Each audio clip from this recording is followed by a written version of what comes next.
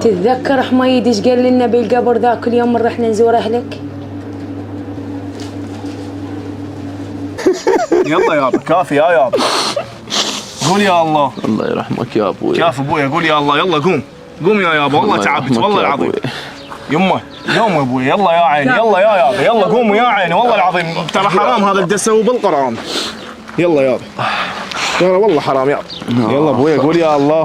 غير الماء والرحمه ما يفيد كل شيء يا ابوي، البيت ما يرجع الراح ترى والله العظيم. الحمد لله يا الله يرحمك يا جد بهذا اليوم. يلا مشان يلا يوم اقول لك ابوي يرحم جد بهذا اليوم. يما سمعيني، اذا موت هم تبكون علي هيك، هم تدقون وتلطمون وحزنون. خايب ابوي ايش مالك؟ ايش هالحكي هذا؟ ابوي هو مجرد سؤال.